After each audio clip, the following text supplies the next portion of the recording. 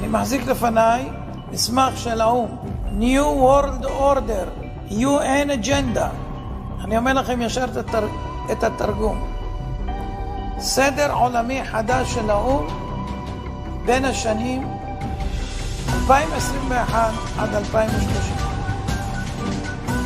לא תאמינו מה שתשמעו. תתכוננו. קחו אוויר, תנשמו, ואל תתייאשו, יש אלוהים למעלה. דבר ראשון, בין השנים האלה תהיה ממשלה עולמית אחת, מטבע עולמי חסר מזומנים, בנק מרכזי עולמי, צבא עולמי אחד, סוף הריבונות הלאומית,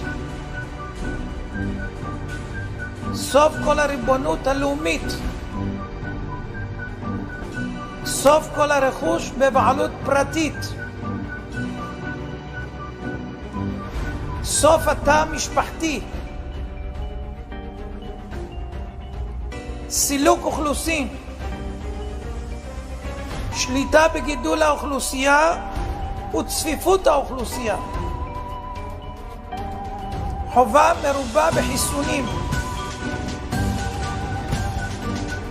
הכנסה בסיסית אוניברסלית, הכוונה משכורת סנא,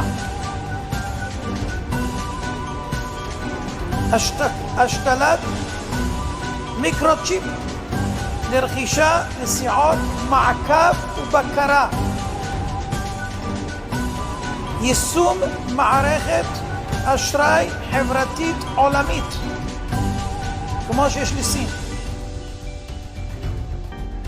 טריליוני מועמדים המחוברים למערכת הניטור G5, הממשלה תגדל את הילדים,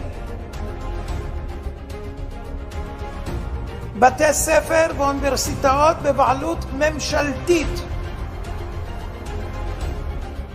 סוף התחבורה הפרטית, בעלות על המכוניות,